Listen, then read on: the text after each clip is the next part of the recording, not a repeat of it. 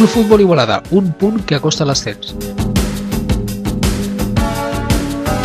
L'equip de la capital de l'Anoia va ser capaç de treure un punt del camp del líder Vilafranca en el partit disputat aquest diumenge després d'empatar a 0 gols.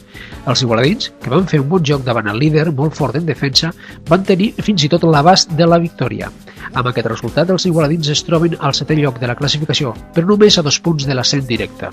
La UE Sant Maura perd inesperadament al camp del Sant Joan Despí. Segona derrota consecutiva de l'equip montbuienc al grup tercer de la primera territorial. La Unió Esportiva Sant Maura va perdre inesperadament al camp del Sant Joan Despí, 2-1, un rival que va sortir a per totes perquè la seva situació a la taula és complicada i no pot regalar cap punt al seu municipal. Els homes de Xavi Bernal es troben a la 5a posició i, malgrat tot, estan signant una molt bona temporada. El Centre d'Esports Òdena veu com la possibilitat de lluitar per l'ascens està a només 5 punts. Al grup 7 de la segona territorial, el Centre d'Esports Òdena, que va guanyar 4-2 al Cardona en un bon partit, ha vist com la segona posició de la taula la té a 5 punts i, per tant, encara està en la lluita de poder assolir la plaça de promoció d'ascens. Al grup 8è d'aquesta segona territorial, el Club Futbol Capellades va ser capaç de guanyar en un camp molt difícil com és el de la Unificació Prat. Els capelladins, que van fer un excel·lent partit, van superar els locals pel resultat de 1-2 i ja es troben a 4 punts de la línia del descens. Piera i Fàtima s'adjudiquen els 2 derbis anoiencs.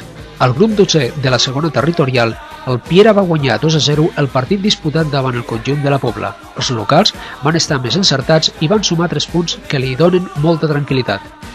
El Futbol Club Fàtima va superar el Vilanova a Can Masarnau pel resultat de 2-1, en un matx molt igualat on tots els equips van disposar d'ocasions, però els 3 punts els va sumar els de casa.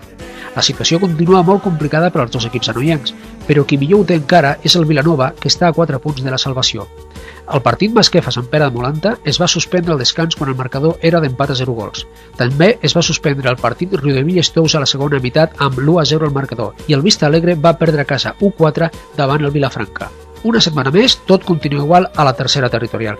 No hi ha cap canvi al grup 7 de la tercera territorial. La penya madridista va golejar 1-6 a l'Hostalets.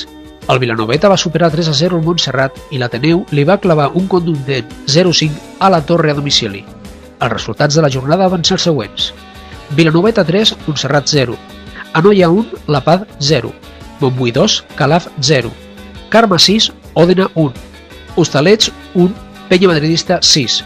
Jorba 1, Esports Garcia 1, La Torre 0, Ateneu 5 i Piràmides 3, Piera 5.